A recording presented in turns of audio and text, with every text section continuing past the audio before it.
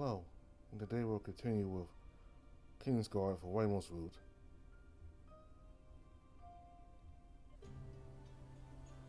He tossed a long stick to the side in irritation as the sea breeze once again erased the sand drawing you were so close to finishing. The daylight was nearing an end as you waited near the makeshift camp, but there was only so much of waiting that you could take. Your stomach had been growling for the past hour non-stop, and there wasn't a single thing around you could eat to ease your hunger pains. You looked hopefully towards the forest, expecting the rhino to return any moment, but you were only left with disappointment. He did say that he was going to be gone for a couple of hours, but all day long? What's taking him? You looked down at your beaten and bruised legs. You were in hardly a condition to travel. Several times you had tried to get up, but the pain had only slightly subsided, even with your regained strength. Maybe he really did decide to just go on. Despite what he said earlier about how much you were worth to him, he probably thought you were just too much of a liability. Those assassins were so unnaturally strong, even he had a hard time keeping up. The risk likely wasn't worth it in his eyes. And with you out of the picture, he could focus on his own survival. Wouldn't need to worry about sharing food with you either. Looking at his gut, he likely needs the food more than I do. Well, whatever. I can go on without him. Can't be all that difficult to find food and water. I'll just search for it tomorrow. And when I get out of here and reach Valdenforth, everything will be alright. He wistfully smiled that he was gone, but still, he kept searching the jungle for signs of his return. What was this feeling of longing all of a sudden? He was just another person who had decided you weren't worth the time and effort. He yelled at you, berated you and berated you was an overall contentious and ego-filled beast yet. Why can't I just forget him? The sun was racing towards the horizon, waiting to extinguish its everlasting flame until a new day dawned. You felt your strength return, if slightly, but it still had been enough to allow you to stand. You kicked off your shoes and socks, which had collected a handful of sand, and allowed your feet to finally breathe in the cool sea air. It took a while, but with the help of a tree with support, you eventually managed to stand and started down to the water. Every baby step you took caused pain to shoot up and down your leg, forcing you to hobble like a doddering old man. You wish you had at least brought a stick with you as a cane. Eventually, you made it down to the water and relaxed as the waves washed over your feet. With a hard tide, bits and pieces of various broken goods among the wreckage rolled around you. There were sails, strands of rope, hunks of wood, metal pieces, bottles, broken shards of glass, and tattered pieces of clothing. But nothing that was salvageable or would have been of use to you. Even just collecting these various odds and ends couldn't be sold off for money down the road. Hey, a booming voice called out from behind you. You felt your heart stop. You turned around and saw a gray, hulking form warm out of the shrubs. The beast carried in his arms what appeared to be a melee of foods bundled up in leaves. You started back. You stared back.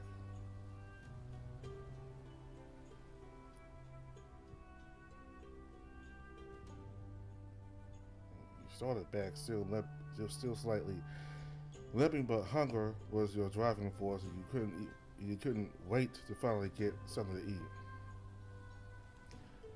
What were you doing back there? Waiting for you clearly. What took you so long? Do you know how hard it is to find food? Now everything is handed out to you on a silver platter. Ramos took a good long look at your leg. What's all of a sudden? You can walk now, huh? It still hurts, but I think I can manage it a bit more now. So I decided you had the time to take a leisurely stroll, but didn't start a fire. I told you already, I don't know how to start one. Couldn't have at least tried. Ramos grumbled, then set down what he was holding. There were various fruits in all different shapes, sizes, colors, and textures. There were ones with smooth skins, others rough, and even one with a hairy exterior. Scattered around were a wide variety of nuts, leaves, and other green edibles that were likely some kind of vegetable or herb. His stomach grumbled. Everything, even the food you didn't have much of a taste for, looked delicious. But the most appetizing thing he brought back were two medium-sized rabbits. He lifted them up by the ears and dangled them in front of you with pride. Got lucky. I found these two as I was headed back. Didn't even have to set a trap. We're going to be eating good tonight. It was a bit hard to believe, but he managed to bring this much food back. We weren't quite certain you would have fared so well. Probably would have picked some poisonous berries or mushrooms, and that would have been the interview. Is this believing me? Well, it ain't all for you. I'm the one who got it for you. Didn't figure that out. I'm quite sorry. Don't worry. I'll make sure you get your share. As I said, can't have you die on me. Maybe he really wasn't so bad after all. Still, he might have been doing this quite literally for a king's ransom. But somehow you still felt like there was something more to it than that. You were just thankful that he didn't dangle it in front of your face before scarfing it all down into his massive gut. Hey, what are you daydreaming for? We got work to do. Thank you. You brought back all this food for us. I just wanted to express my gratitude. Oh, sure. Anyway, I'm starving, so we're going to need to start on a fire, and you're going to learn how. Why? Why? You may be king now, but you've got to be joking if you think I'm going to let you just sit back and enjoy the fruits of my labor. I'm not like that subservient fox or that overprotective lion. Your days of being coddled like a baby are over. So long as you're traveling with me, you ain't getting any special privileges. You're going to work for your meals, starting with this fire. Now get over here so you can start being useful. You open your mouth to speak, but after looking at the food he did have a bit of a point. Though his words hit a little too hard, you weren't in any position to protest. You were no longer in your castle. Things weren't going to be so easy anymore. Fine, what do I need to do? Don't suppose you have any flint on you? No, of course you don't. Well then, we get to do this the hard way. We need some wood. Find me a short but sturdy stick. Needs to be dry though, or we'll be up the entire night. We are doing this with sticks and stones, aren't we? It's a good life lesson for you. Now hurry up before the sun sets. All right. You got up and slowly moved towards the forest. The pain in your legs wasn't so bad now that you were moving around more, and after a bit of searching around, you brought back what he asked for. Oh, and also a flat piece of wood. Bark will do so long as it's thick and strong enough to not snap in two. Anything else? I don't exactly want to keep getting up and fetching for last minute things.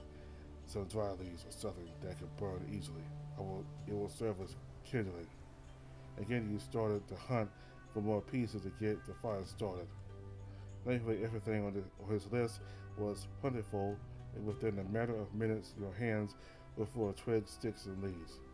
As you returned, Ramos had started on the hearth, digging out a little pit in the sand and surrounding it with rocks. Set it in there. So far, that's good. So what else do we need to do? Head to the other side and get down low. We're ready to start this fire. He knelt in front of the hearth across from Ramos as he started to wrap a piece of string around the stick you fixed for him. With it securely tightened, he handed you both ends and placed the stick onto a small knots in the bark. His attention was on the stick, but you couldn't help but glancing upwards at his face, which was so close to yours now. With just a little push, there would be no stopping you from falling forward right into his. You ever played with a top before? Huh? He was finished with his preparations, and you saw your reflection in his amber-colored eyes. He nearly stumbled backwards. He had such an intense stare, no matter what mood he was, that you couldn't help sighing away and looking down at her.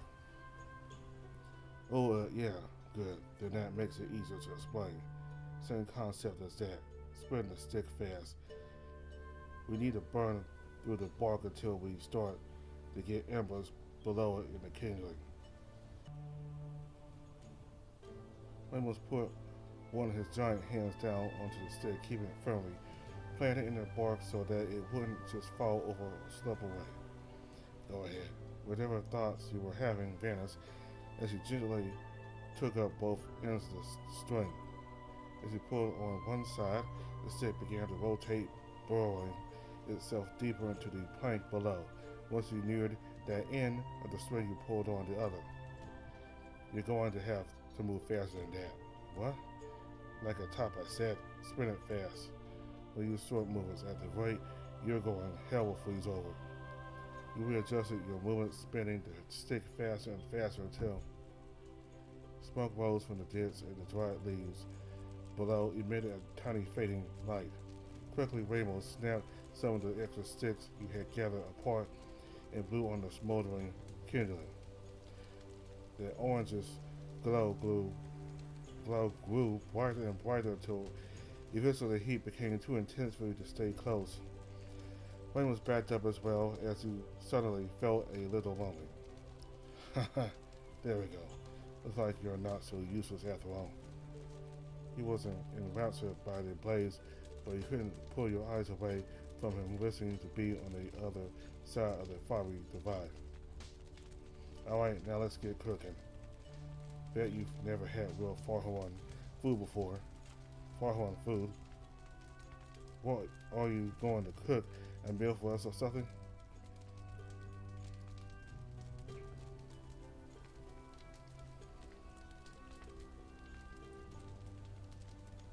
I think this would be like a comment here. You know, like just put a comment right here, like, what? Are you going to cook a meal for us or something?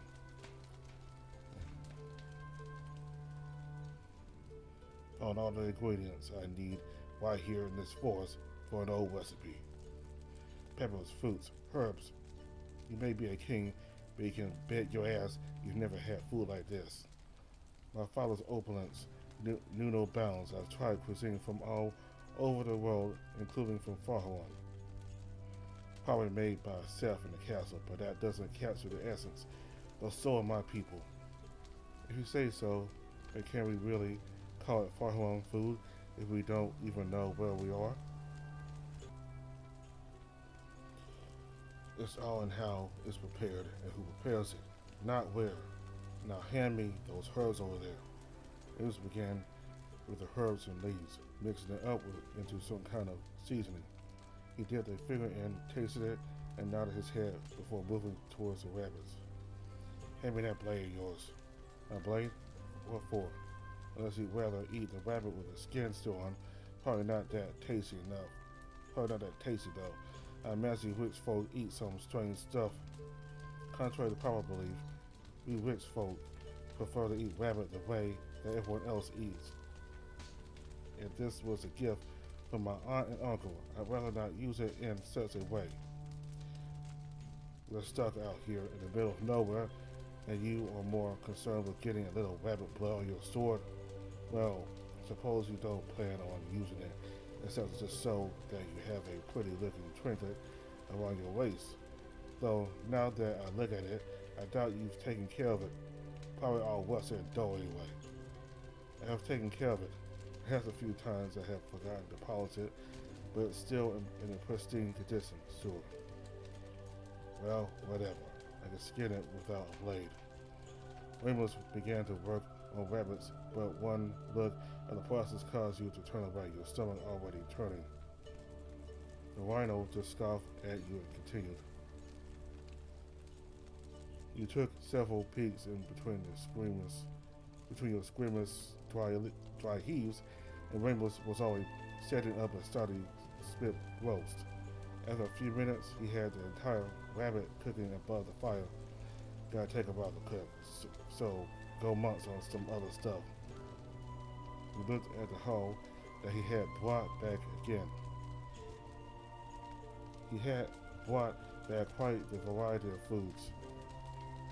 He grabbed what you assumed to be a coconut, knowing there was liquid inside to sate your thirst, and took the pie open near a nearby rock, a task a bit harder than you thought. After several frustrating failures, he took it from you, and in one powerful swing, the fruit split open.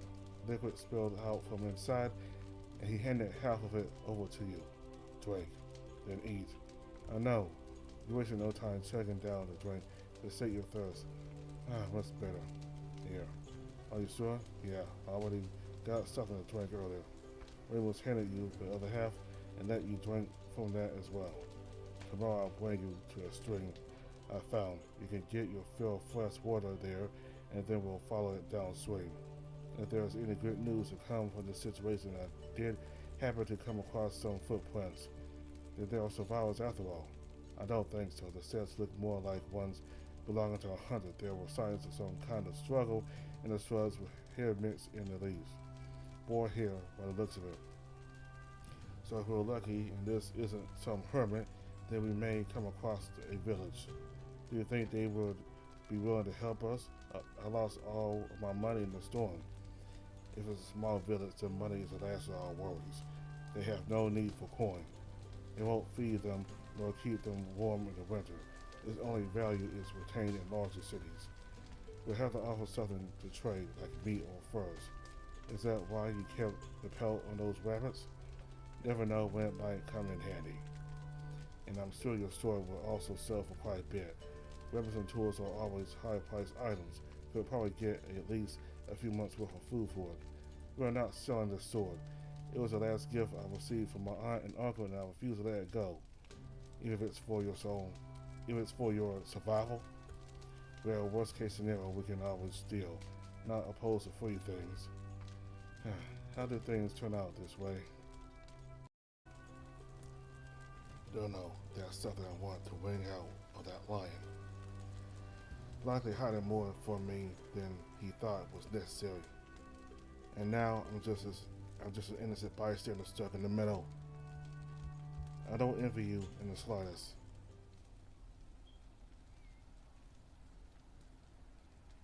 The sun disappeared over the horizon, and your belly was filled to the brim with food. You had to admit you were surprised at how delicious the meal was. Ramos was an impressive cook, though because of how great of a meal he made, nothing was left to waste. The peaceful calls of the birds in the sky gave way to crickets and other night animals, and the ocean gently crashing along the shore was enough of a lullaby to send you to sleep. But you kept your eyes open. The darkness of the forest behind you was unsettling, and every so often an eerie cry in the night or the rustling of the leaves would send you on edge. Then, and despite being so close to the fire, it was freezing. You had no covers or blankets to wrap yourself in, and your clothes weren't exactly protecting you from the chilling breeze of the ocean. You muttered a curse under your breath at Ramos for whipping your pant legs and making you suffer so. The rhino, on the other hand, didn't seem to mind, despite the way that he was dressed. And if that wasn't bad enough, your back began to tickle and itch, forcing you to scratch it upon a tree, though it only seemed to make it worse. You rubbed your arms together and tried to get closer to the smoldering fire. You're still not asleep. Ramos kept his head turned away from you, as though he was merely talking to the wind. His attention was divided between looking out at the sea and the jungle behind. I'm not really that tired. You've been yawning for the past half hour. Go ahead and sleep. You'll need to rest for tomorrow. What about you? Someone has to keep watch and make sure the fire doesn't go out. Are you planning on staying awake the whole night? I once stayed awake for 3 days in the wilderness. I'm well used to this. We can take turns, you know. I'll be just fine, but you need to sleep because I'm not going to be carrying it. I'm not going to be carrying if you're too tired to move. A strong and chilly wind swept through the campfire, nearly putting out the fire. Ramos was quick to save it, offering his body as a shield and adding a bit more kindling to a dying flame before returning to his post. Even after using his whole body to guard the bonfire, he didn't look the slightest bit bothered by the cold. You, on the other hand, were beyond silvery now, your teeth chattering so loudly you thought you might shatter. How are you not cold? It's freezing out here. I can't even get to sleep because of it. That's because you're just skin and bones. Given the life of luxury you had you have had, I think you'd be much fatter. Well, I'm more of a drinker than an eater. Besides, you look like you got more than enough for the both of us. It ain't just fat I'm hauling around. This is pure muscle, gained from years of labor. Any fat on me is because it helps when it gets cold, especially when you're out on the road as often as I am. Plus, the ladies always love a bulky man to keep them warm at night. I'm sure they do. You're more than welcome to join. He patted a hand down on the sand next to him. What? You want to cuddle? I get the feeling you would. I get the feeling you would be a terrible cuddler. But seeing as though I'm a nice guy, I thought about your well-being. And that would be, how about not freezing to death?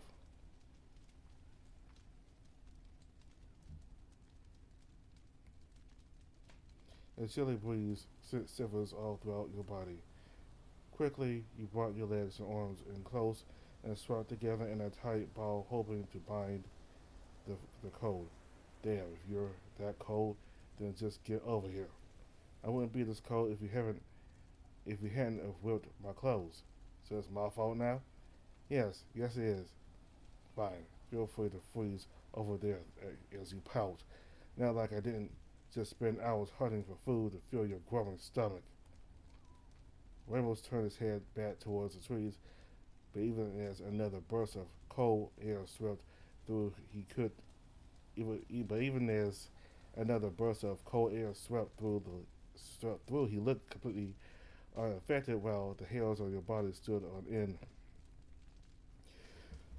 He certainly looked like he would be quite warm given his size, but after that outburst, he likely wouldn't let you sit near him. But sorry, I didn't mean to get mad at you like that. I just. Ramos kept his head turned away, but he made a gesture with his hand, inviting you to come closer. You got up and sat yourself over by the beast man, who remained a bit away, though even from the distance you still feel the heat just pour out of his body like an oven. Well, you're afraid I'm going to bite. Come here. He patted in the sand, again securing you a closer place at his side, yet despite his offer you only scooted over several inches. Seriously. Before you could even react, he wrapped one of his stocky muscular arms around you, clutching you tightly and pressed you to his side. Immediately you could feel his heat spread throughout your body. You were surprised he wasn't sweating. His meaty fingers rubbed against your skin, and once more you had goosebumps. Shit. What are you made of? A block of ice? You really need to get some meat on those bones. Well, it's feeling better now. Yeah, I guess. I guess. Make up your mind. Are you feeling better or not? Yes, I am. Good. Truth be told, I was actually feeling a little hot, so it's a bit of a nice balance. Did he really not feel those freezing blasts of Arctic air that chilled you to your core? Well, with his size and weight, you guess he might not he might not have even felt it.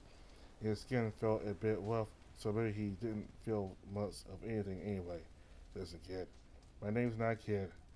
Just listen. If we are going to be traveling together, you and I are going to have to start getting along. Whose fault is it that we aren't? quite frankly, yours. You're not the only one having a rough time over here. I know that. You can stop pointing it out. Well, it doesn't seem like it. On the ship, all I've seen you do is pout and mope around for the past couple of days. It has only seemed to have gotten worse. We've likely got miles of distance between us and the next town, and this trip is going to be much smoother for the most. And this trip is going to be much smoother for the both of us if you learn to stop being such a downer. I'm not a downer. Ramos squeeze you a bit harder. Then look at me when I'm talking to you. Slowly you turn to look at the giant beastman. His face was so close to yours you nearly sighed away. I know you're going through a tough time, but just know that things could always be worse. You lost your dad, you lost your home, Leandros and your lover are scattered in the winds. He's not my... Just listen.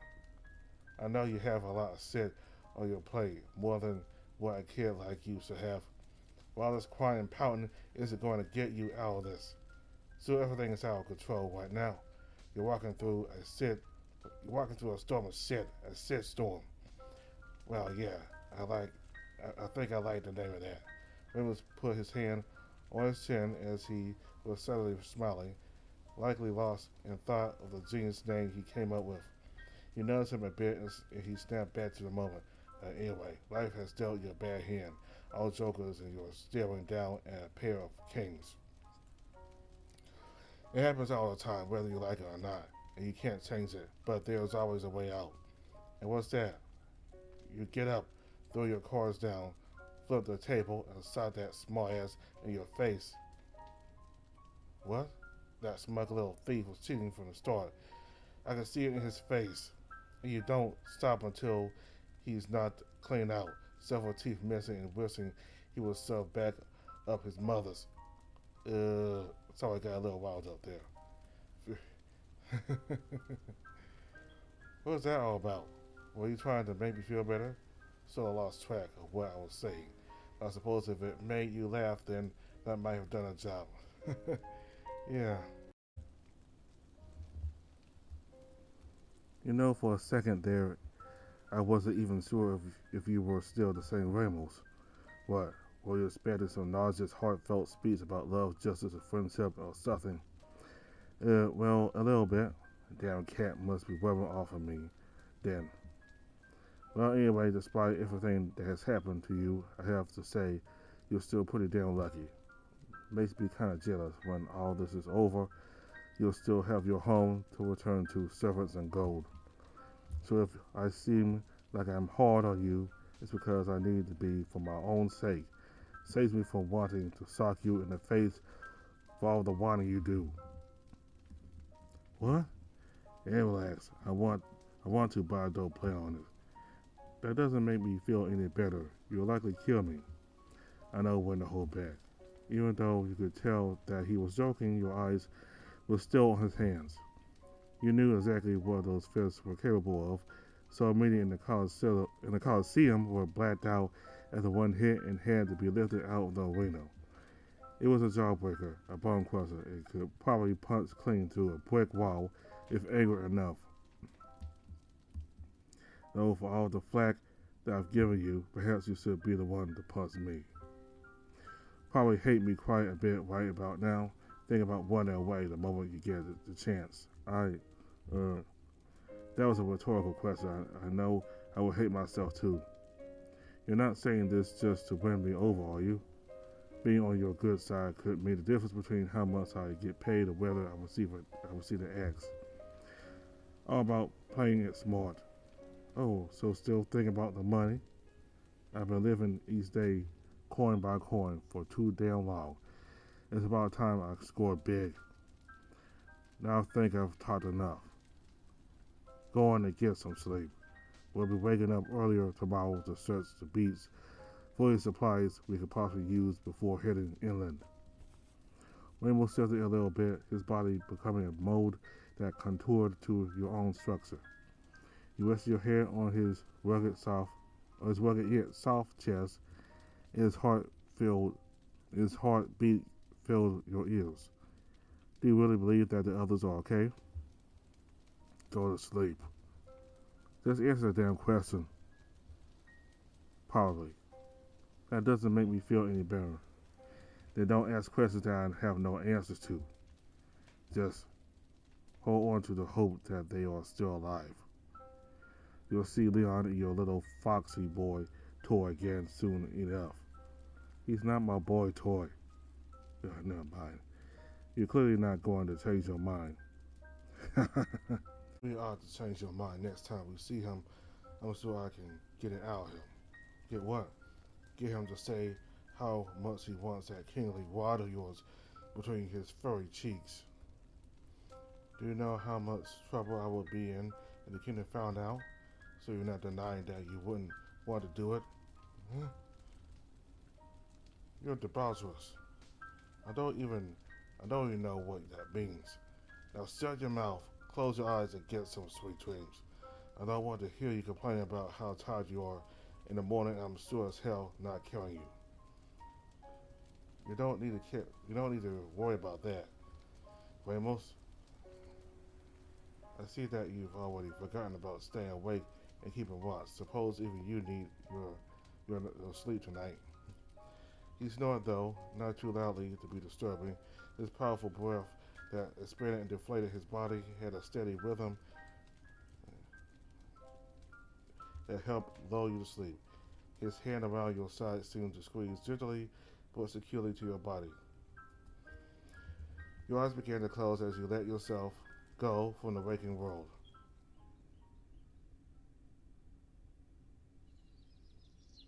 Just how big is this forest anyway? You rested your hands on your knees and breathed in and out sharply. Your throat screamed in pain or thirst, and even the muggy air of the forest was no help. Ramos was more than several strides ahead of you, his body glistening with so much sweat he could have filled a tub. A man his size and stature should have been panting like a dog, yet even in this heat he didn't look the slightest but winded. You tried to move onwards, but exhaustion held firmly. You leaned on a nearby tree and pulled on the collar of your shirt several times to get the air to flow through. Hey, pick up the pace. We've been walking non-stop for hours. What did I just say about complaining? Where are you getting all this stamina from? Aren't you tired at all? You've already taken 3 breaks a day. How many more do you need? I don't think I can take another step. My feet and legs are killing me. If we have to stop every time you start to sweat a little, we'll never get out of this forest. It's not my fault. The pace you're going is just too much. If you had woken up on time like I told you to, then we wouldn't be in such a rush. I want to make it out of these woods before nightfall. Besides, complaining only makes matters worse. Ugh. You stared up at the sky and just wished someone would shoot down that accursed sun. Before Ramos got too far ahead of you, you pulled yourself away from the tree and trudged onwards. And it's so hot too. If it been to the Saravan, no. The heat of the sun reflects off the sand, and there is almost no shade. It's just sandy dunes and rocks for miles. Temperatures there can sometimes get so high that if you closely you can see the sweat stream off your body. And don't get me started on the number of people that have died there only to get buried beneath the sands. You want to talk about hot and inhospitable places, then just try walking through there. So a place miles away from here is also hell on Tonvere. That doesn't make this forest any less hot. You slumped down onto the ground and stared into the canopy. The shade of the trees only made matters worse, keeping the heat near the forest floor and trapping you in a greenhouse with no escape. This must be what those rabbits felt like while we were roasting them over the fire. 10 more minutes and I'll be cooked to perfection. Get up. We aren't resting until we at least reach the river. And how much longer is that going to be? You told me a while back that we would come across it. Shouldn't we have found it by now? It was dark and unlike Leo with his cat eyes and can't see shit in the dark. But I could tell that we're close. And how's that? No, wait, let me guess. Intuition? Just trust that me. Just trust me when I say that we're close. I've been following my footsteps from yesterday. I could tell that we must be near. Now get up. We're moving on. Ramos turned onwards, his form vanishing into the trees, yet you could still hear him stomping around. As you tried to get up, a stinging sensation ran down your back, causing you to hiss in pain. Ah, what the hell? It was brief, but enough to warrant concern. With all the stress on your body, you just hoped that your wound didn't open back up. All this overexertion is just too much for me. I'm still recovering, yet he wants to push me until my feet fall off. Hurry up. Man, he's just a slave driver. Ramos awaited you ahead with the same irritated stare as always, though you could tell he was even more impatient by the tapping of his feet and crossing of his arms. You ignored him and kept your eyes to the ground as you trudged on through the woods. Ramos did slow down his pace a little, though, but you could tell how that he really would how that he really would have liked for you to match his speed instead. You wiped more sweat from your brow and peered up through the canopy at the glowing ball of burning torment in the sky. It must have been noon by now, but it was difficult to tell for sure. Ramos woke you up at the dawn's first light, but no matter how much he spooked you, or how much he shook you, you protested with your usual saying 5 more minutes, which of course was preceded by another 5 more minutes. Eventually you lost your bed as he shook you off so he could get on with the day, scavenging the beats for any supplies before the two of you headed off. Of course, when you did finally get up, it helped him out. You still found nothing of use. You would have regretted not sleeping in a bit more. Your eyes became attracted to a specific landmark you believe you saw already. Even though he said he was following his tracks, it still felt like you were walking in circles. Hey, I'm pretty certain we already passed by that rock. Ramos stopped to look at where you were pointing. I've been following my footsteps from last night, so I know we haven't backtracked. It sure looks really familiar. Yes, I'm sure. The last time we stopped, I took a leak. It was around a rock just like this one. And I made sure to mark it just in case we got lost. There isn't a mark on this rock. Oh, wait. Wouldn't it have dried up by now? What? You said you marked it, right? With another stone, not my piss. Do I look like a damn dog to you? I think the heat is just getting to me. I'm not feeling too well either. We also haven't eaten since dinner yesterday, and those various berries and nuts around the trees just aren't feeling enough. You're going to have to tough it out. Look at me. You don't think I'm not starving right now? How much you ate last night? No. Well, I usually eat far more than that. I'm sure. Regardless, the sooner we find this river, the better. Can probably try to catch some fish there as well, if it's shallow enough. I'm starting to believe there isn't even a river to begin with. You continue onwards for another grueling hour until your shoes filled with sweat and squirts with each step. But despite that, you still moved on, conserving your energy by not speaking, though you nearly ran into the large beastman in front of you when he stopped suddenly. Finally, are we going to take a break now? Ramos? Shh. What? Shh. Ramos's ears swiveled from side to side while his nostrils twitched to some kind of unknown scent. He started moving slowly away from the direction you were moving. Then his pace started to pick up. He didn't even bother waiting for you as you vanished, and you had to quickly move so as to not lose him.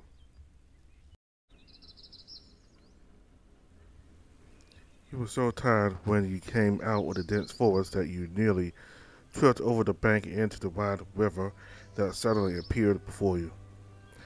The water looked so inviting as it simmered in the sun and gently wiggled its way by.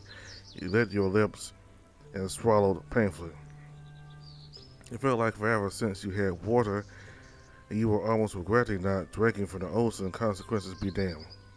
As you moved closer to the edge and peered into the depths, various fish scattered upon seeing your saddle. It appears that your hunger pains will finally go away too.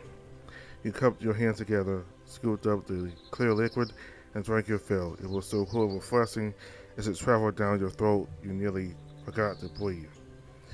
You splashed your face, hair, and arms, and all your worries washed away. Well, what do you know? Looks like I was right all along. The gruff beastman's voice came from further downstream upon a rocky shore. He had his hands on his hips with a wide and smug grin on his face. Despite your better judgment, you got up and went over to join him, knowing full well that he was likely to boast and brag. Guess you'll think, yeah, I know. Bow before the mighty Ramos, seal currents and discoverer of rivers.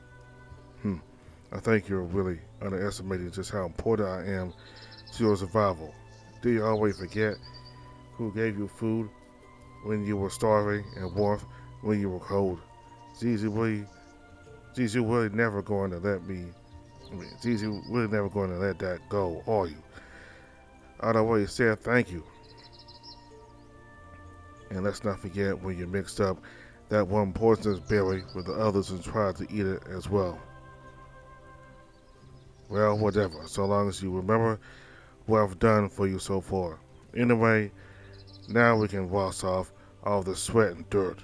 I swear I feel like a walking swamp and stink like one too. Ramos moved ahead of you and started to remove his armor and clothes with surprising efficiency. In no time, he was down to just a single piece of cloth wrapped tightly around his groin. Compared to what the knights had to go through back home, it could take them a while to put on and remove the plate mail. You recall Leandros actively wishing he could have worn something lighter, but he had to keep up appearances, and the armor he wore was custom made to represent the pride of Yasin. He also complained, though, about how much of an inconvenience it was. He was a large man, and having to put it on without assistance was always a struggle, especially if chunks of his hair or even his tail got caught between the metal pieces. His roar of pain whenever that happened could easily be heard well past the castle gates. Much better. Ramos tossed something to your side that landed with a splat before heading further on into the stream. As you looked to your side, you found an unsightly garment drenched with what you could only assume to be sweat with that off. You're just going to stand there. You didn't even stop to think about averting your eyes from his sculpted back down to his thick thighs and round muscled ass. You stared slack-jawed at Ramos, who was as bare as a newborn. You could joke all you wanted about his weight and a little punch around his middle, but he really was built from head to toe. He was still in shallow water, but when he turned around, you had a breathtaking view of everything. The bits dangling between his legs swayed wildly, with his movements mesmerizing you. Your heart started to beat faster and your knees felt a bit weak. Why was this happening? This feeling, now of all times? He was some contemptuous brute with no regards for your feelings that, before you were caught gawking you about face away from the water with your hair burning hot. No. What are you embarrassed or something?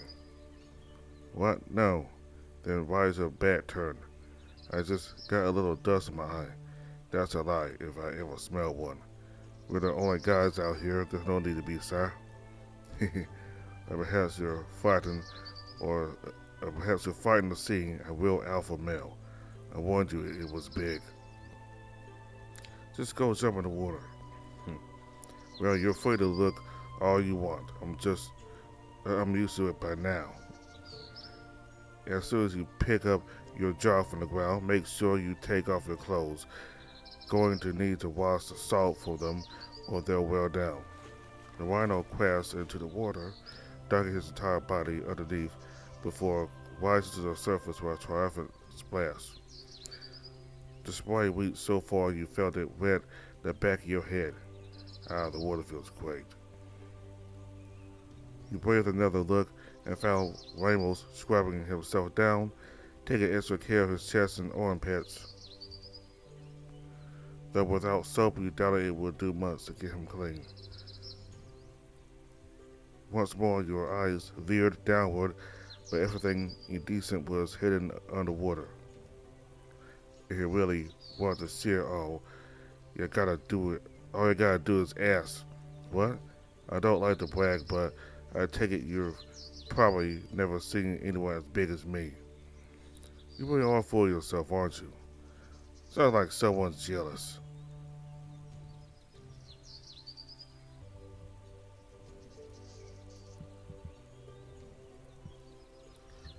Tell you what, he asked nicely and maybe I'll let you touch it. Never. You turned your back and started further down the river. Where are you going? You got a hard on that needs to be taken care of. I don't. It's none of your business where I'm going. We just don't wander. We just don't wander too far, Your Highness. We're here. Well, just don't wander too far, Your Highness. I can go wherever I please, so long as you return back here before we set off. I don't want to be heading out late again. Ramos's laughs followed you all the way down the stream until you were well enough away that he couldn't see the red in your face. You don't know what about him. You don't know what about him that always made you so flustered. You couldn't have been seeing him in the nude. He had been in the presence of plenty of naked men before, so none of this was unusual to you.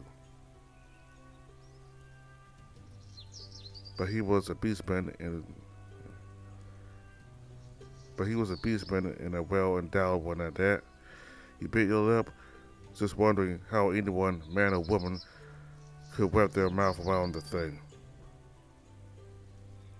That thing wasn't just a tool of love, it was a seizing machine, a battering ram of pleasure.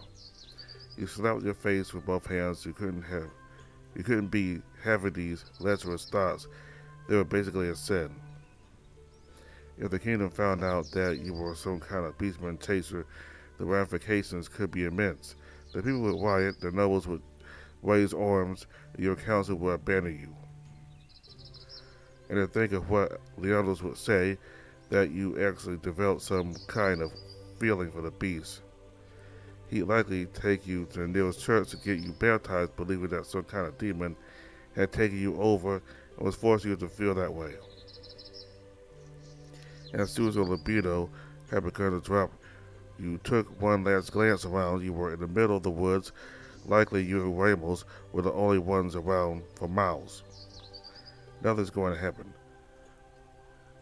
I'll just get it done with quickly, wash my clothes, and we'll continue on.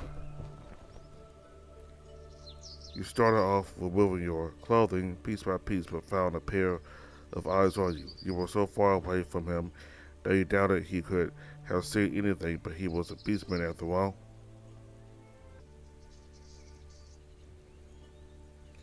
Do you mind? Well, just a bit curious. Go steal someone else. Whatever. Not like you're much to look at anyway. Ramos went back to washing himself as he looked down at your body. There wasn't a single worker at Rose's Cathedral that had a bad thing to say about the way that you looked, but there again, they were paid to pleasure anybody who walked through their doors. Perhaps you weren't covered head to toe in muscles or had the perfect physique, but you never thought of yourself to be bad looking. Geez, you didn't have to be that rude about it. You did your best to ignore his comment, set aside your clothes in a pile, and moved towards the water to dip your toe in. God, that's cold. Just jump in. You'll get used to it after a while. I know. Shivers ran up and down your spine as you moved further in, braving the waters and gritting your teeth as your skin tightened and the hairs of your body rose on end. Once you were ankle deep, your body was as stiff as a board and you rubbed your shoulders. It was nice to finally be out of the heat of the sun, but it would have been even better if the water was at least a bit tepid. As you looked back over at Ramos, you didn't seem to mind. He didn't seem to mind it one bit. He wasn't bothered by the cold last night, so this probably was the perfect temperature for him. Each step was slower than the last, and the further you stepped in, the longer you extended your torture. Once you were up to your waist, you couldn't move any further. You were in deep enough anyway. You moved your hand across your body in an attempt to wash off the dirt, sand, and grime that was stuck to you. Man, I really wish we at least had some. It wasn't until you had dipped down a bit lower to allow the water to wash over back that a stinging pain caused you to jump.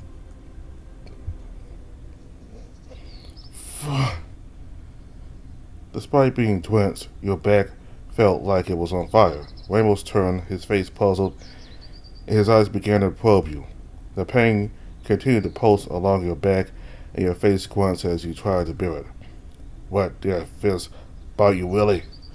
Ramos roared with laughter while you breathed in sharply to bear the pain. No, it's my back again. What about it?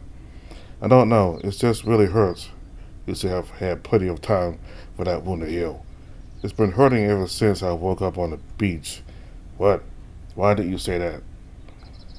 I just thought it wasn't important. You really can't take care of yourself at all. Suppose we might as well take a look at it. With his size and strength, not even the water stopped him from wading forth, taking just a few steps to cover the distance between you. You had one last look at everything below the belt before turning your back. Staring at that monster was enough to get you hard again, and you certainly didn't want to risk it now. He stopped just a little ways before you, and you could just feel his eyes caressing your back. Once it seemed like he was satisfied with the view, he took the last step forth, and you felt a hand on your shoulder. All right, let's see what's wrong here. Each breath against your back sent shivers down your spine. Having him so close was enough to turn you on again, but now wasn't the time for that.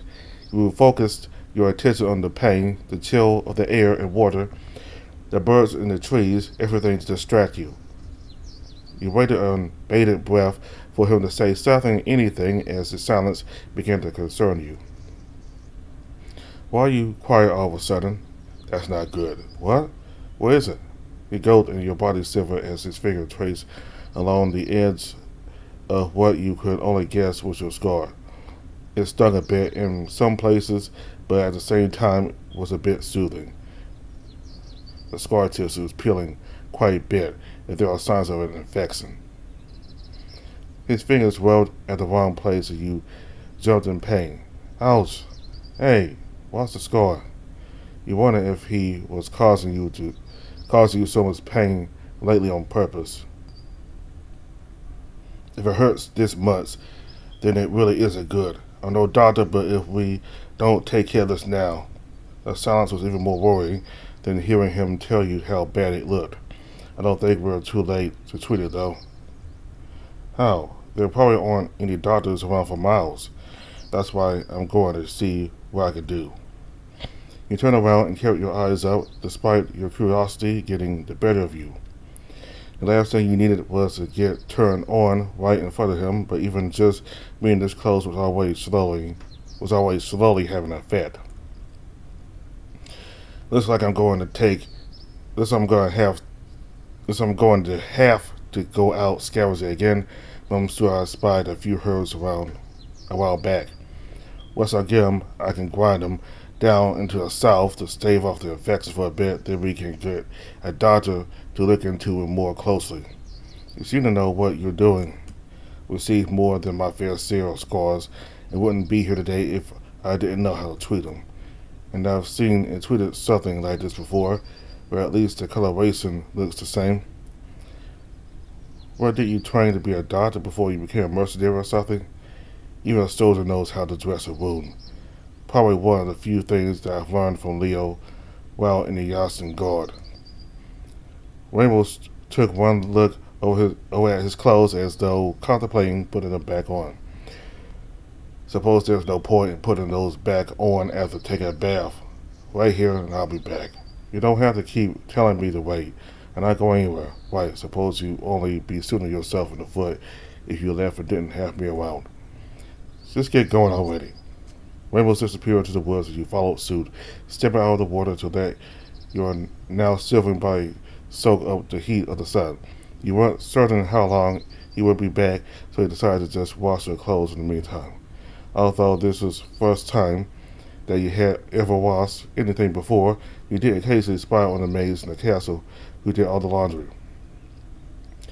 Can't be that much different from washing your hands. Shouldn't be hard at all. You picked up everything and brought them over to the water. They had a familiar scent of seaweed and brine that reminded you of the docks down in Havana, certainly not the most pleasant of scents. You took your time dipping each piece into the stream and then wrung them out carefully. This is a lot more demanding than it looks. It might have been your exhaustion from earlier or the pain still coursing down your back, but you were starting to work up a sweat.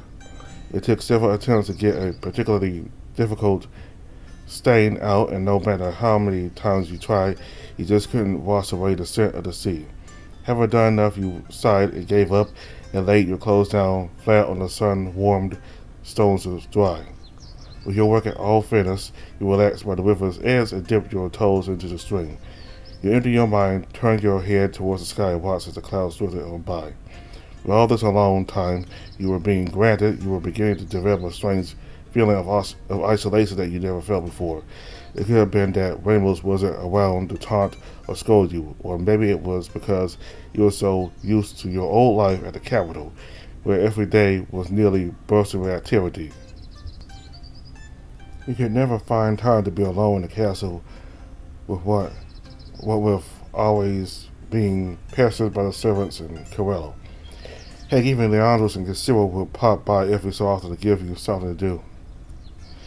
And even when you escaped out into the city streets, it was always so noisy, with vendors yelling about their wares and commoners scurrying about. Out here, you weren't expected to do anything. The trees never asked you to move out of their way. The water didn't berate you for stepping into it.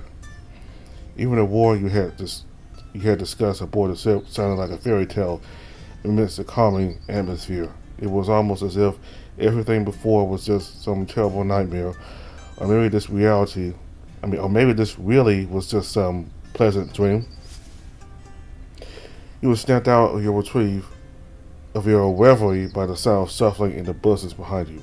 You expected to feel Ramos's earth-shaking steps as he bounded forth from the forest, but all that came forth was a rabbit that bolted when it saw you. He really likes to take his time, doesn't he? Your back began to itch again, and after a minute of ignoring it, you couldn't take it any longer. You rested your arm behind your back to scratch at it, but rather than feeling relief, you only felt pain. I really wish he'd hurry back with that cure of his.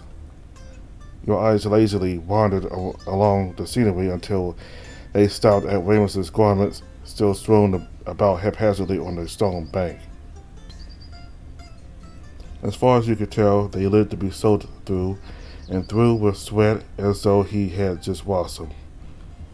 If you thought you sweated a lot, then Ramos's looked like he was about ready to melt into a puddle.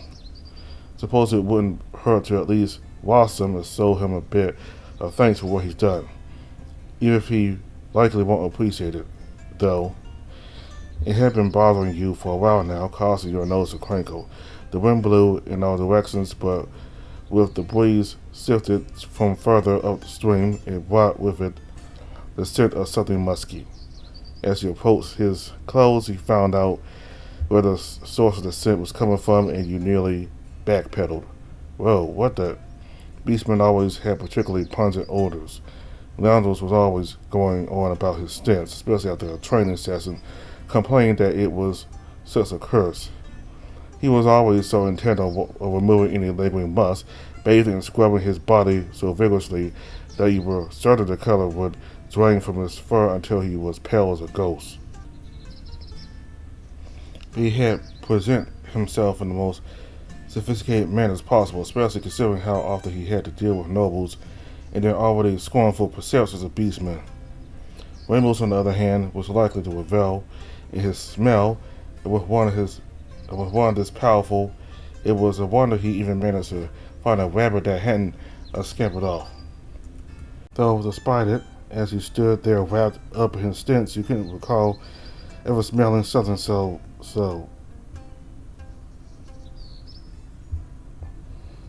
The first thought was that something must have died in that pile of clothes. The fumes so thick that you started to believe you could even see it. Green vapors rising as clear as smoke on a cold winter's day. Every breath swung your skull like a bell. The beastman's scent wasn't just overpowering, it was downright offensive. You weren't even certain if washing them would expel such a vile odor. These were an affront to nature and likely needed to be burned. Has he never taken a bath in his life? You plugged your nose, but even then the scent had already taken in. Before long, you were gagging as you could nearly taste it.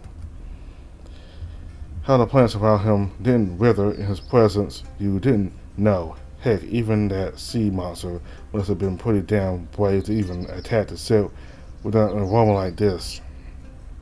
Alright, yeah. I'm not sure if I can even wash these. It would have been rude to not have at least done this for him, but the smell was just too much. Maybe I hold my breath. You moved away for a moment to take a deep breath of fresh air before gathering up his garments at arm's length and rushing down to the water. Without wasting any more time, you scrubbed each piece off in the river. While it was a bit easier than your clothes, seeing that he didn't have much to wear, the task was still tiring. You handled them roughly, but eventually the dirt came loose and the smell slowly started to wane until you could breathe normally again. You wrung each article of clothing once, then would dip them again to ensure they were fully clean before setting it aside to dry. A lot of grammar issues. And done. You stretched out your aching hands from the washing, but your eyes caught onto one last article by its lonesome.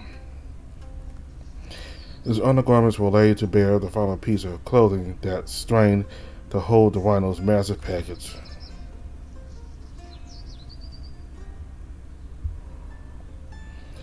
I've already started. I might as well finish the job. Can't believe I'm doing this. He better appreciate it. Knowing him, though, he'll likely taunt me. He picked up the cloth and let it hang over the river, taking care to avoid having any of his bodily juices drip onto yourself. You took a moment to examine them and found they were surprisingly thin and breathable. Upon closer inspection, you could tell what kind of material it was made from. Guess he's more of a cotton guy. With how light it was, you questioned how it even managed to hold his enormous package inside without so much as a rip or tear. Most of the workers within Rose's Cathedral were pretty hung themselves, but a few who liked to brag and flaunt would likely pat their bags and say when they caught sight of the monster in Ramos's pants. I'm surprised he doesn't have difficulty running, let alone walking. God, what am I thinking? You shook your head as illicit visions of him began to sprout. There was no denying that he had somehow managed to bury his way into your heart, planting some kind of seed of affection for him that you worried would sprout. You were conflicted.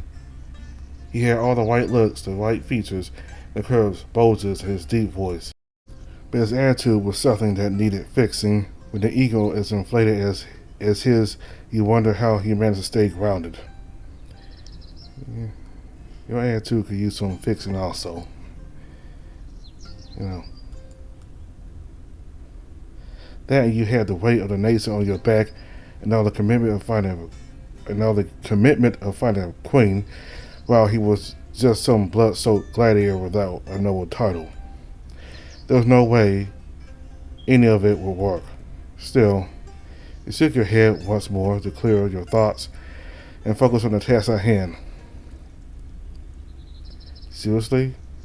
Why is this taking so long? Where am I going to be stuck here all day or something? Cleaning Ramos's underwear became a bit more of a chore than you had expected. No matter how hard you tried once you brought his garments above the water, the smell was still firmly cemented into it. After several more failed attempts to remove his stench, you were positive a blood vessel at the side of your head burst. Why won't you come out? In spite of the obvious headache and frustration this was causing, you still continued, driven by some unknown desire to get clean. You began to feel just like Theseus, an evil king who was punished by the gods for his arrogance and malicious lust and greed. His punishment was to be forced to retrieve water from a well so that he could fill a barrel and task anyone with no qualms denying, but there was always a catch. As he lifted the pail up from the well, a hole in the bottle leaked out all the water, leaving it empty by the time it reached the top. Forever and ever he would have to repeat the daunting task with no hope in sight that he would complete it, and you felt as though you were stuck in a similar fate. Without soap, the smell was unlikely to go away, yet still you scrubbed and scrubbed to the point where you were sure that it whipped under tension. But none of that mattered, it had to be clean. Hey, I'm back. Your labor had so consumed your focus and alertness that you failed to hear the rhino return. His heavy footfalls causing the ground to rumble like thunder. The underwear slipped from your fingers in your surprise and plopped back into the river. You watched it for a second as it floated downstream, but common sense took hold of you and you reached out to grab it before it was carried away with the current. Got it. While you had nearly fell into the river, you managed to retrieve it. As you brought it out of the water, you found that the smell was nearly gone. Finally. You were finally free of your task and leaped up for joy. You waved the underwear in the air like a flag, spraying mist and droplets of water everywhere as you reveled into your small achievement. What are you doing? In all your fervor, you had a lapse of judgment. The rhino was still directly behind you, his shadow covering you like a blanket. You brought your hand down and immediately tucked his underwear away from view, praying that he didn't notice. Struggling to think up some kind of elaborate explanation as to why you were twirling his underwear around was the last thing you needed right now.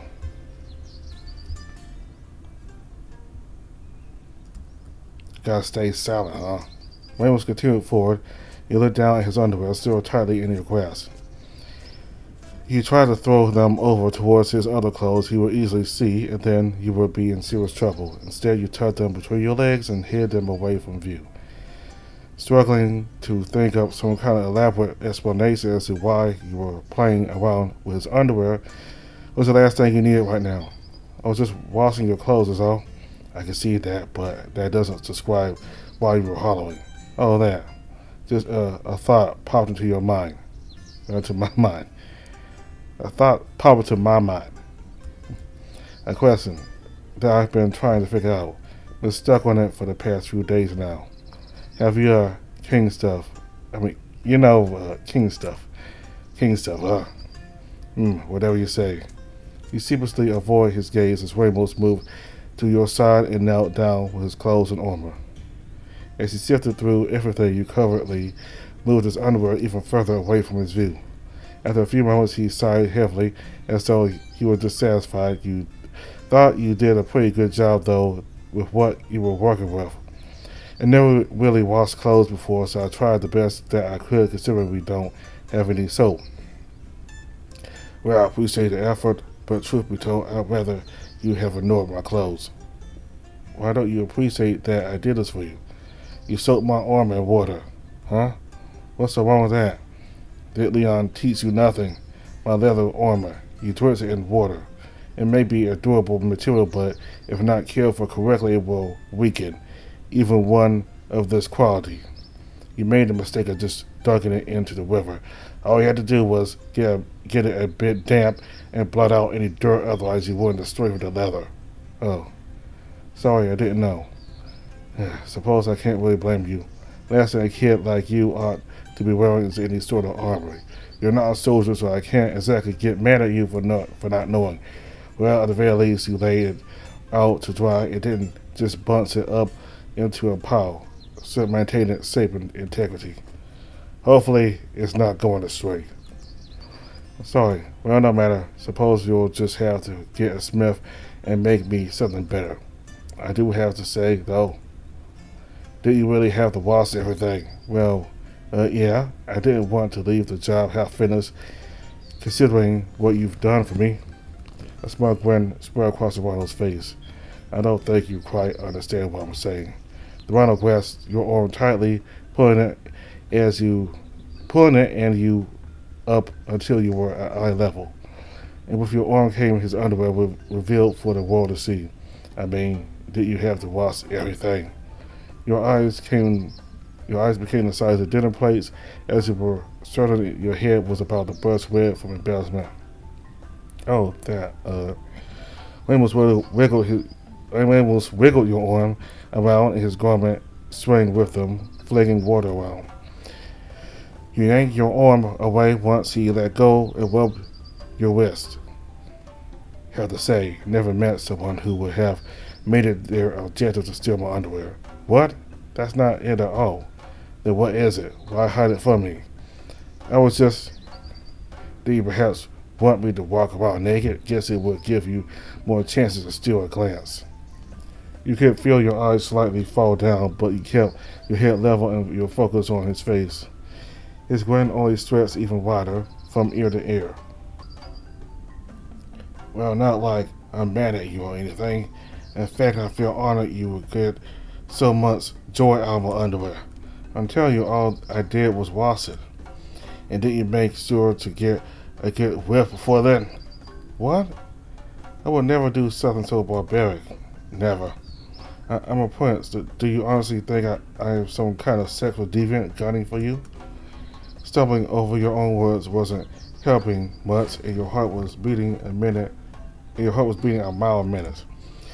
You couldn't even look him properly in the eye, but he placed a hand to your chin and turned your head for you. Hey, warriors or not, people like all kinds of things. Let's have a kinky request while I was staring at bed with some uppity cheetah beast woman. While we were getting it on, she suddenly asked if she could smell my pets. Boss couldn't say no to her pretty little face. She ended up getting so drunk off my scent, she passed out before I was finished. Haha. Had to say, that was a night to remember. He pulled your head away from his grasp and sheepishly looked at the ground. Well, don't get so full of yourself. I just washed them and that was it. It's like I was interested in you or your smell or something, or anything. I just wanted to return the favor. Seeing how you are teasing me for it, I shouldn't have done it in the first place. Gee, I see His Highness can't take a joke once in a while. Well, whatever. Suppose it's best that you didn't. After all, my smell can get quite intense. Probably would have been too much for His Highness to bear. He's truly debaucherous, you know that? Yeah. Heard it all before. Still no idea what it means. Ramos suffer our hair like a child, and you got flashbacks of when Leonos would do that to you. It was always supposed to be a playful, but you still hated him for it. He finally managed to swipe Ramos' hand away. He just laughed, just like the line used to. Anyway, got what I needed to make an ointment that should help with that infection. Go ahead and sit down on that rock over there while I prepare it. Sat on the ground at Ramos' side was a giant leaf with different herbs wrapped up inside. Alongside them was some oranges yellow lattice-like material that oozed out a translucent syrup. Oh, and by the way, you turned your attention back up to the rhino, who still seemed to have that smarmy smirk plastered across his face. Feel free to drop those whenever you want. Of course, that is if you really do want to keep them. Yeah. Can't wait till I tell the guys at the bar that the king himself actually had his hands in my pants, quite literally. I swear you tell so, and I'll throw you in the deepest parts of where never mind to throw away the key. That might not be a bad trade-off. Ramos continued to laugh as he knelt down next to the water with the ingredients in his hand. You had half a mind to shove him into the water, but instead bundled your fists and stormed away as his laughter grew louder by the second. He was getting way too chummy with you, but the worst part was that, for some reason, you were actually getting used to it. You huffed as you slumped down on the rock and waited for Ramos to finish mixing together the herbs for your treatment. Neil said just let them drift down the river. Last time I ever do something nice for him. As he turned back around to glare at the beast, who was more than likely admiring at his own reflection in the water, you found him scratching at his neck quite often. There were several quite noticeable red patches that he scratched around. While he was too far away to identify, it was probably some kind of bug bite or sting, and it seemed quite painful by the looks of it. Probably stung by a bee or something. Suppose it's the gods punishing him for making such a fool out of me. As he lifted himself up from the sword, likely finished with the medicine, you quickly swiveled and turned your back to him. His footsteps came up behind you, and his saddle sheltered you from the sun, but despite that, you could still feel his warmth. Alright, it's done. Just want to let you know that this might sting a bit. If it helps with the pain, then so do it. I just hope for your sake that this actually works. Oh, is that a threat? You felt his meaty fingers press into your back, tracing along your scar. A cool gel-like substance was slathered onto your back and welded into your wound. What did you just put on me? The mixture had a consistency of molasses. It was sticky, slimy, and all over unpleasant to the touch. Each time he coated more of your back with the grimy stuff, your face twisted in disgust. At first it stung, as he said, causing you to suffer for a moment in pain, but it was quickly replaced with a warm, soothing sensation that started to tingle. The steady, pulsating pain he had been trying to ignore finally vanished, and you sighed in relief. However vile that stuff he put on you was, it was still working. It was really working. It's just a mixture of herbs mashed up into a paste. Oh, and honey. Honey? What do I look like, some kind of ham? That's right, plump and ready for the slaughter. There are more uses to honey than just cooking with it, you know? People use it in soaps, take it for sore throats. Heck, some people even drench their entire body with the damn stuff. Says it makes them young again, or some shit like that. But what most people don't know is that it actually works pretty damn well for healing. Slather it on a wound like a slice of bread, and it does a pretty decent job of patching you up. Good thing too, since we don't have any medicine lying around. Huh? You know what I'm saying? Now that you mention it, my back doesn't seem to hurt as much anymore. Can't say I enjoyed the feeling of it though. Well, suck it up. I had to go through a lot of trouble knocking down a hive on a tree just to get it. Then, of course, had to deal with a few of the bees that caught wind. Damn things got me at least a dozen times and more than once in the same spot. Ramos stopped for a moment to what you assumed was a scratch wherever he was stung.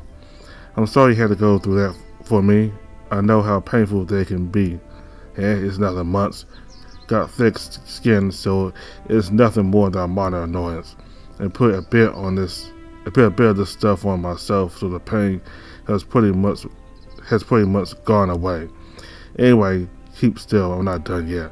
Ramos resumed the application of the substance in such copious amounts that you could feel it drizzle down your back. He didn't leave any to waste, letting his fingers dip a bit too low on your back than you were comfortable with, and scraping it back up to apply it to your scar. Think you have enough on there? Your scar runs nearly the entire length of your back. Have to coat it well, and with an infection this nasty looking, I'm not quite certain how effective this will even be. So just put it on a little more just to be safe. But it feels like it's working. On the way he said the pain is nearly gone. This will only numb the pain for a while. Maybe a day or so you'll likely feel pain again by tomorrow. Hopefully by then we can come across a doctor to actually treat it. This isn't going to cure me. If it did, we wouldn't be needing quacks to fix up every injury now, would we? It's not a cat's all miracle potion, just something to stave off the pain and infection from spreading too quickly. By the looks of it, whatever you have has festered pretty deep into your body. Unless you want me to try to operate or burn it off, I'll pass on that. Thought so. You just pray the next town we get to have someone who can fix you up.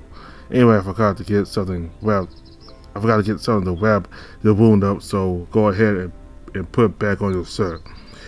You walked over to your pile of clothes and lifted them up.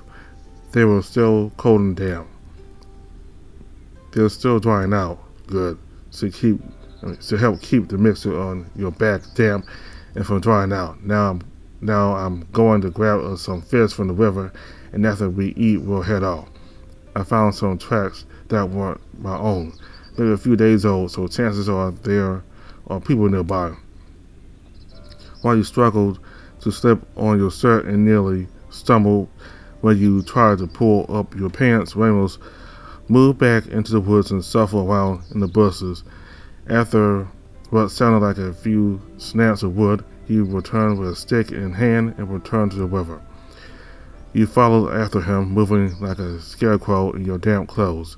The entire feeling was worse than the honey medicine that Ramos slathered on you. It was as though you were wearing some kind of second skin. You think there could be a town? I'm hoping. Been getting a hint of something smoking in the air for a while now. Perhaps a fire. It's faint, but I can follow it. Maybe we'll find some survivors from the ship, like Leandros or Kishiro or Marilyn or Esther. Don't want to rain on your parade, but you know what, sure. We'll find out when we get there. As you were talking, he peeled off the bark and other offshoots from the plants in his hand, then smoothed it out on a rock until it was clean and sharp. He put his finger on the end, and a dollop of blood oozed out. All right. Where are you going? Aren't you going to get dressed so we can go? While you could have looked at him all day long like so, it was beginning to become a little distracting. You could barely even control your eyes anymore. One second you would be looking at some birds in the trees, and the next your sole focus was on his cock flapping around like a banter in the wind. I told you already, I'm gonna catch us some fish. I don't know about you, but I'm getting hungry and would like to eat before we head out. What? But you don't even have a net or a fishing rod? Not when I'm already heading back into the water.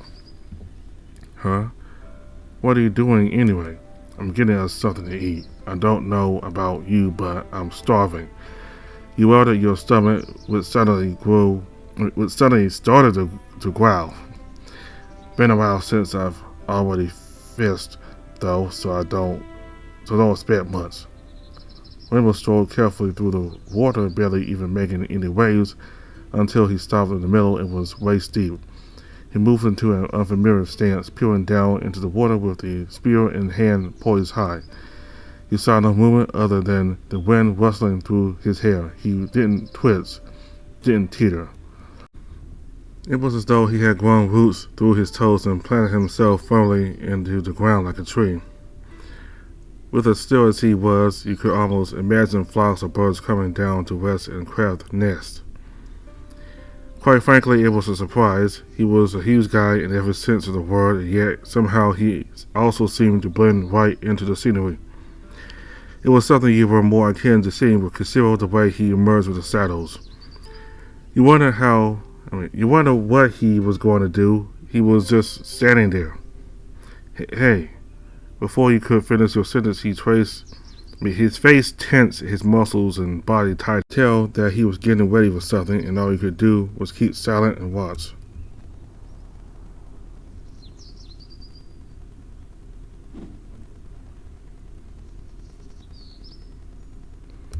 Ramos moved like lightning, wasting not a single movement as he brought down his spear into the river.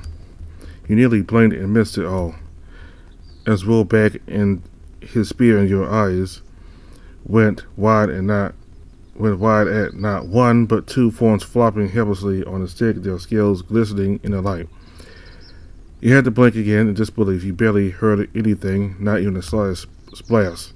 Even from your minimum training, you could tell this was not something that anyone could have done easily, at least not without years of training. You didn't jab the spear into the water aimlessly, hoping to catch something. He waited for the perfect moment and was rewarded for his experience and patience.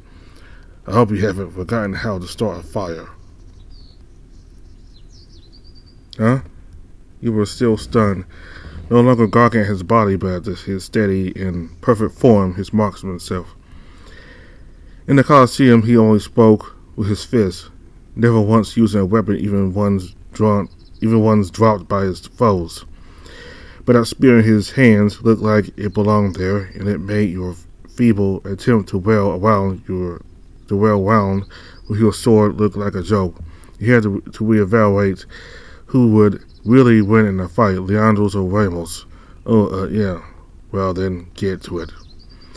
Ramos tore off the fists and flung them carelessly towards the river bank. They rolled on the ground to a stopping spasm near your toes. You bent down carefully to pick up the fist, but they merely slipped through your palms, leaving you with a slimy film.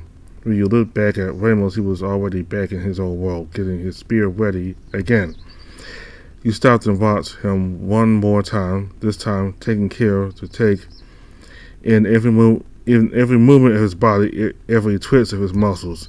And again, you could only stand in awe as he effortlessly caught another pair of fists on the spear. Hey, stop gawking and get walking. That fire ain't gonna start itself. Right, sorry. You moved into the woods and gathered all the necessary materials you would need to start the fire.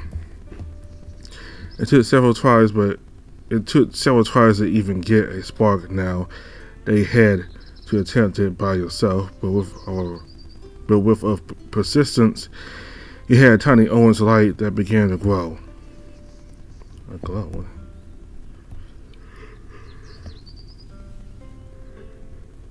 You nurtured the tiny flame until you had yourself a nice fire, which helped warm you through. Ramos tossed some more fists your way unceremoniously, and you found that there was far more than enough for a feast. He was a big man after all, though, so a meal like this was probably nothing more than an afternoon snack. I have to say, you're becoming less like a freeloader by the day. The rhino stepped forth and with a grin, equal parts taunting as it was arrogant. And simple things would suffice, you know. He threw down the remainder of the fish from his haul onto a large leaf you had found to serve as a platter and sick his body like a dog. Water dripped and flung in every direction, threatening to put out the flame you worked so hard for. Hey, careful. You still did the fire with your life, and after the hard work you put into just getting it hot enough to burn wood. You weren't about to let him douse it. I think we should have enough to food. I think we should have enough food to tide you over until dinner while we complain about being hungry now. You don't think you might have been overboard? You might have went overboard. I might be hungry, but 1 or 2 fish should be good enough. Maybe not you, but I am. Besides, got to get some meat on those bones, otherwise you'll remain a twig for life. Ramos helped you with the fish going out one last time for hers for flavor and preparing it for cooking. In about half an hour your meal was charred, brown, and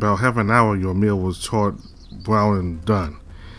The rhino had caught a whopping 10 fish for himself and 4 for you, and he devoured every single one in just a few bites. You took your time, though, peeling off the skin and scales, to which Ramos laughed at you again, calling you a pansy. You don't think you could ever understand his boorish ways. For once, the skin wasn't even that good to taste. And the other thing was that you didn't want to have to spend an hour trying to pick the scales from your teeth. As soon as you were finished, Ramos finally opted to put on his clothes and cover himself up like a decent person, but not without teasing you a few more times for the sake of his hips before heading off.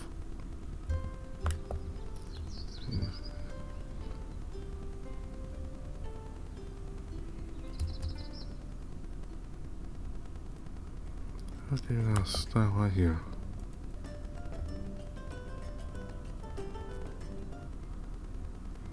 Alright, so got to see some nudity for the first time in the game.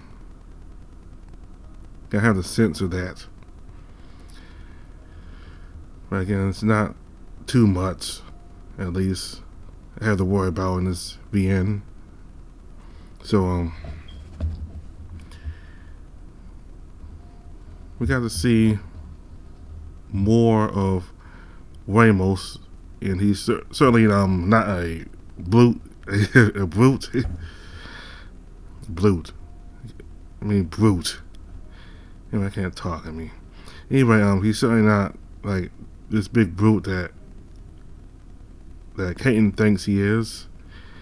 He is somewhat knowledgeable, like with how to heal scars, or at least temporarily, and it does at least keep the pain at bay for Kaiten until they can take him to a doctor's, and hopefully the doctor can provide more in-depth help for Kaiten. So and Kaiten doesn't completely like Ramos's personality. This blunt and not much in etiquette. This a little bit, the way he says things kind of seem a little kind of cold, like he just don't care. Like with those pilots dying in a boat during that storm, and just being blunt and just blunt and undiplomatic. And that's what Kaiten doesn't like about him. And I do have some complaints about Ramos.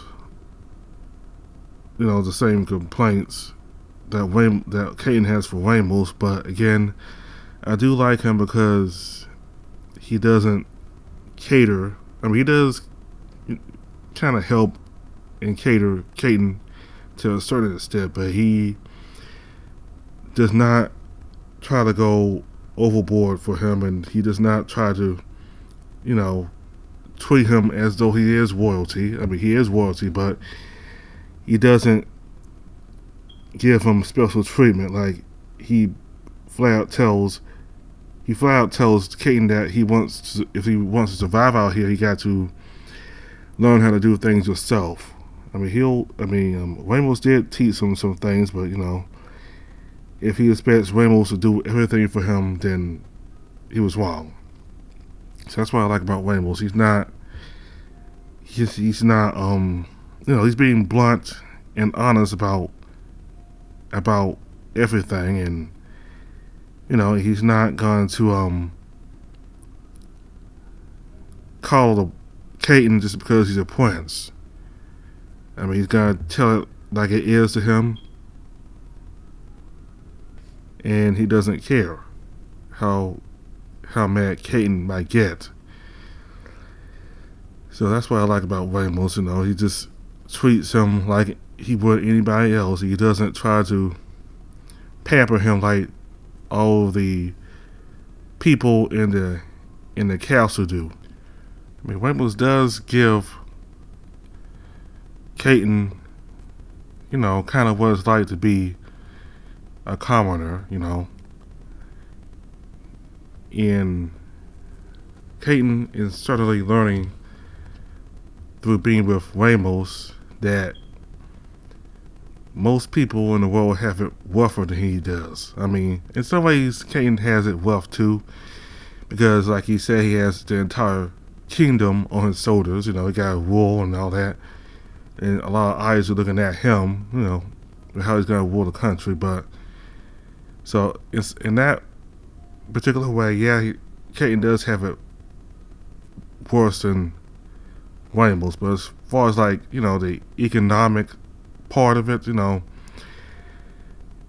he has it way better than most people does. I mean, he doesn't have to clean up. He doesn't have to wash his clothes. He doesn't have to worry about being hungry and all that. I mean, he doesn't have to worry about money.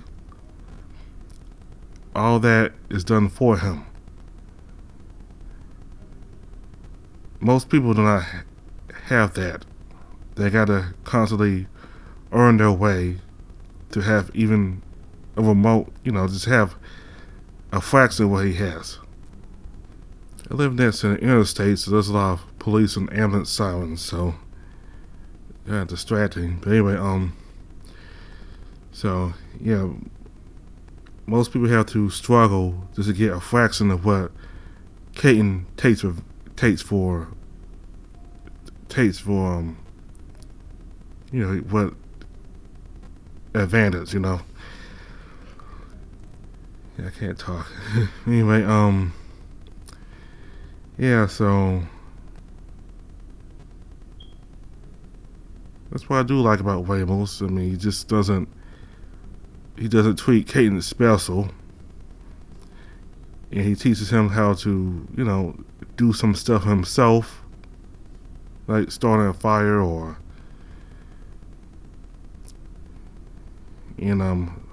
learn to catch food. And Ramos really did all the stuff when it comes to food, catching the food.